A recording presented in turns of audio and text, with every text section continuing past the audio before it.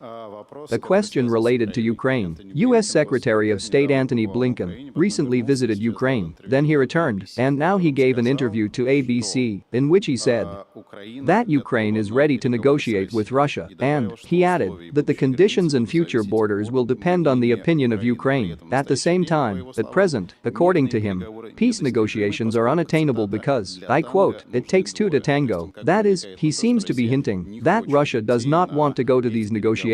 I have two questions. How would you comment on this? And the second question, in your opinion, what is the reason for this position of the U.S. Secretary of State? Perhaps he heard what you said in Sochi, that the counteroffensive failed and now it's time to talk. And there is a third question. Why does the U.S. Secretary of State make such statements for Ukraine? Well, you ask him why he makes some statements for Ukraine. I don't know. As for the negotiation process, if the United States believes that Ukraine is ready for negotiations, then let it cancel the decree of the President of Ukraine, which prohibits negotiations. The President issued a decree there. He forbade negotiations for himself and everyone else. Blinken says they are ready. Well, okay, this decree, as they call it. Let them cancel it first. This is the first step. Now, in general, about what this is connected with, well, in my opinion, this is clear to me and many other people. Ukraine is conducting a so-called counter-offensive. There are no results. Of course, we won't talk now about whether this is a failure or not. There are no results. They have big losses. Since the beginning of this counter-offensive, the losses of their personnel amount to 71,500 people. Moreover, as they say, they want to achieve results at any cost. Sometimes you get the impression that these are not their people at all, whom they are throwing into this counter-offensive, as if these are not their people at all. Honestly, that's exactly it. Commanders just tell me about this from the battlefield. It is amazing. Are you in touch with them?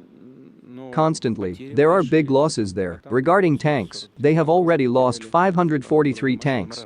Regarding armored vehicles of different classes, they have already lost almost 18,000, and so on. Therefore, one gets the impression that Western curators are pushing them, that they want to bite off the territory as much as possible. Excuse the bad manners. This is what they supposedly can do, and then, when all their resources, both human resources, equipment, and ammunition, are close to zero, they will ask to stop the fighting and say that they have been saying for a long time that they want negotiations.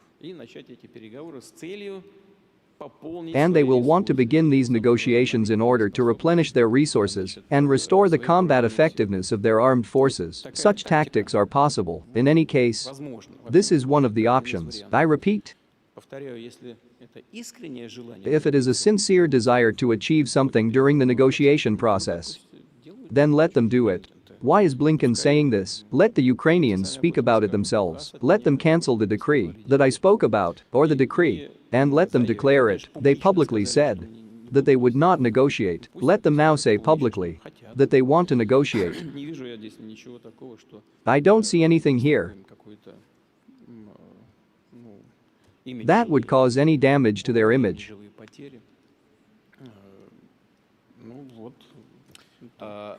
What could be the first step on their part, after which we will be ready to negotiate? Well, listen, from all sides, from many sides, those people with whom we communicate, who act or would like to act as mediators, say to me,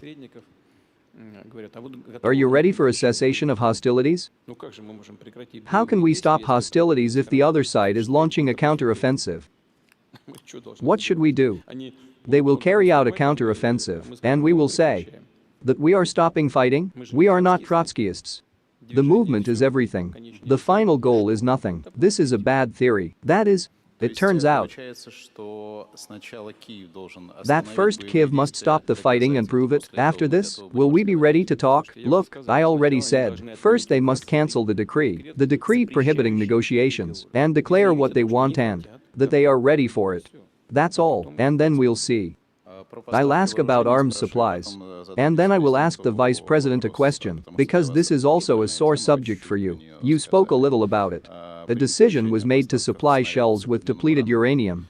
Now they are saying that there is a chance that missiles with a range of up to 300 kilometers will also appear in Ukraine. First, in your opinion, will this help turn the situation around at the front? And, second, how will we react to this? You know, we have already talked about this, but we have to repeat it. More recently, the US administration believed that the use of cluster munitions is a war crime. They publicly said so.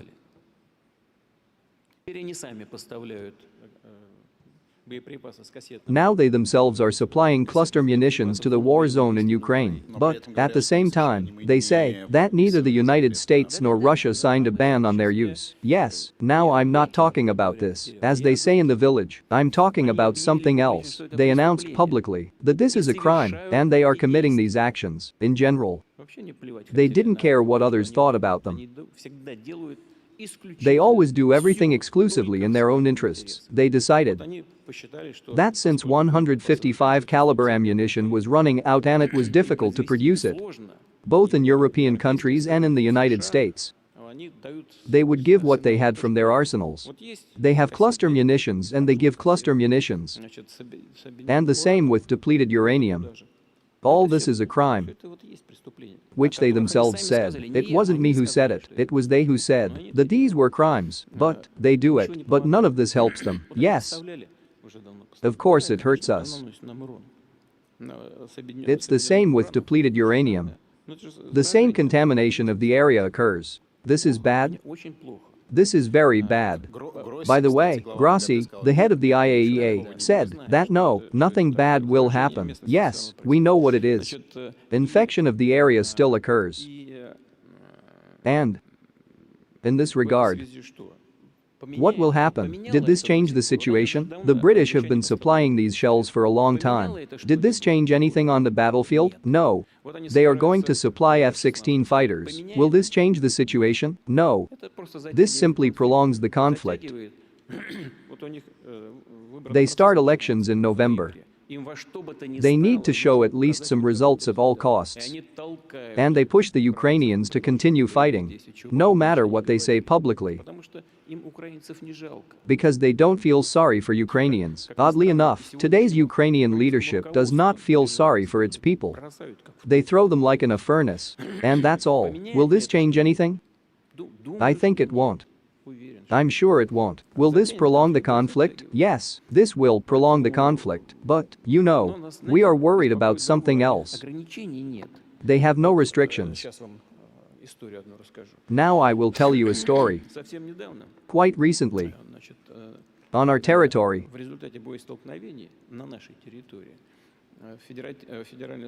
the Federal Security Service killed several people during a clash and captured the rest.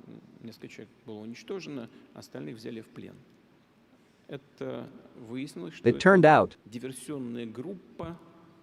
that this was a sabotage group of Ukrainian special services. Interrogations are underway.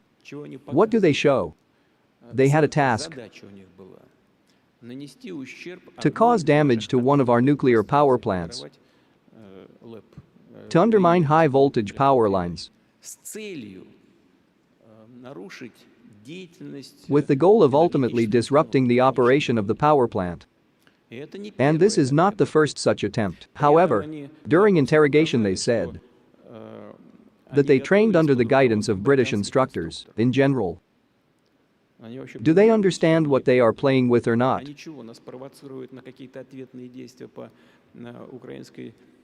Are they provoking us to take some kind of retaliatory action regarding Ukrainian nuclear facilities, nuclear power plants, and, in general?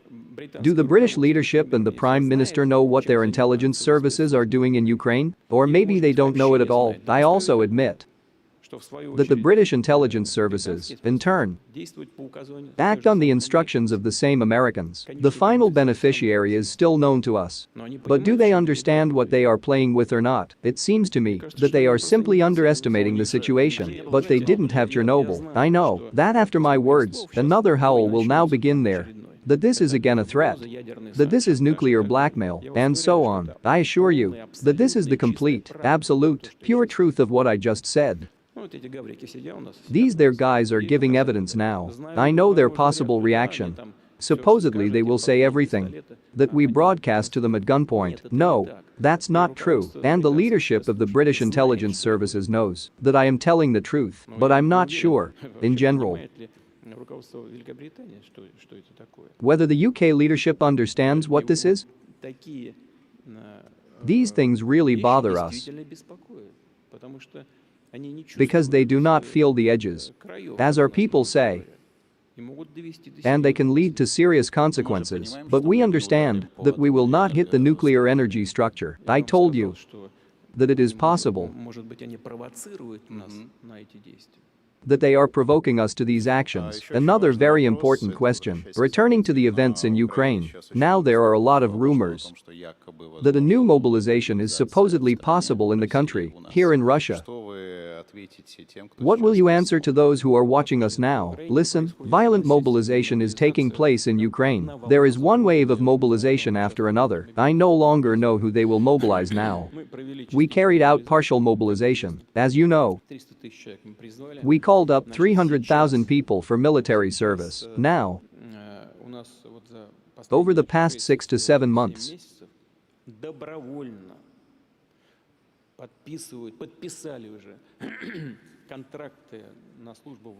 270,000 people have already voluntarily signed contracts to serve in the armed forces and in volunteer units.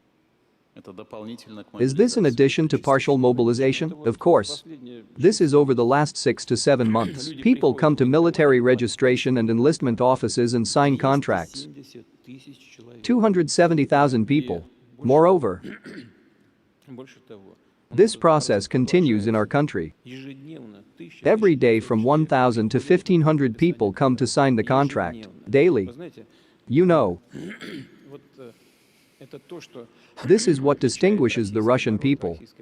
Russian society. I don't know, to be honest. Is this possible in some other country or not? After all, people consciously enroll in military service in today's conditions, realizing that they will ultimately end up at the front. Our Russian men, understanding what awaits them, understanding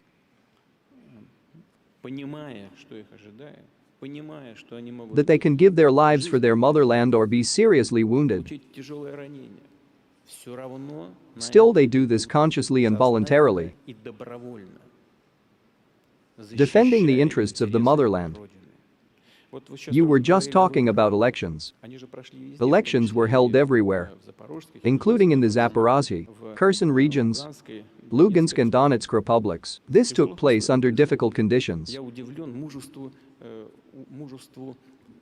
I am amazed at the courage of the poll workers. There, when the shelling began, and the enemy tried to shell the polling stations, people went into the basements. And when the shelling ended, they got up from there and continued to work. And other people came to polling stations and stood in lines, despite the danger of being shot at. Why am I saying this?